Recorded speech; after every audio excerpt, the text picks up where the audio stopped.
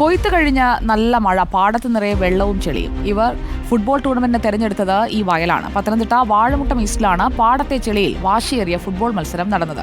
ലഹരിക്കെതിരെ Puthuparambil Yuvadhara ക്ലബ്ബാണ് sevens football tournament സംഘടിപ്പിച്ചത്. Pathanamthitta sub inspector Rajesh കുമാറാണ് ഫുട്ബോൾ ടൂർണമെന്റ് ഉദ്ഘാടനം ചെയ്തത്. പിന്നെ പൊരിഞ്ഞ പോരാട്ടമായിരുന്നു. 12 ടീമുകളാണ് പത്തനംതിട്ട വാഴമുട്ടം ഈസ്റ്റ് പുതുപ്പറമ്പിൽ യുവതാര ക്ലബ്ബ് സംഘടിപ്പിച്ച മഡ് ഫുട്ബോളിൽ മത്സരിച്ചത്. ഒടുവിലത്തെ നീണ്ട വിസിൽ, ജയപരാജയങ്ങളുടെ ആരവങ്ങൾ. ചെളിയും വെള്ളവും നിറഞ്ഞ വയലായതിനാൽ ബോൾ നിയന്ത്രിക്കാൻ കളിക്കാർ കുറച്ച് ബുദ്ധിമുട്ടി. എന്നാലും ഗോളുകൾക്ക് യാതൊരു കുറവുമില്ലായിരുന്നു. ഉയർത്തിപ്പൊളിച്ച ആത്മകഥങ്ങൾ ആർക്കു വേണ്ടിയാണ് ഉരുണ്ടതത്രയും.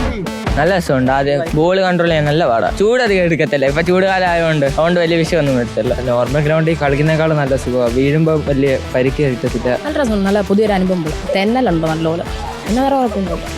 ലഹരിക്കെതിരെ നല്ലൊരു ബോധവൽക്കരണമാണ് ഇങ്ങനെയുള്ള മത്സരങ്ങളെന്ന് സബ് ഇൻസ്പെക്ടർ രാജേഷ് കുമാർ പറഞ്ഞു. വെള്ളത്തിൽ ചവിട്ടി നിന്ന് കളിക്കുമ്പോൾ ഉണ്ടാകുന്ന ഒരു സന്തോഷം അത് വളരെ വലുതാണ്.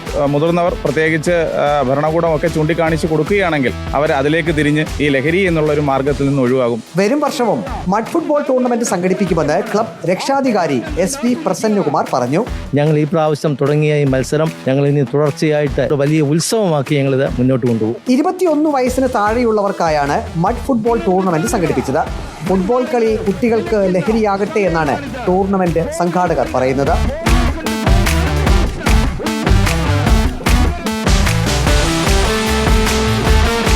ജേർണലിസ്റ്റ് അജി കൊടുമണ്ണൊപ്പം reporter Praveen Purushothaman, in reporter, Pathanamthitta.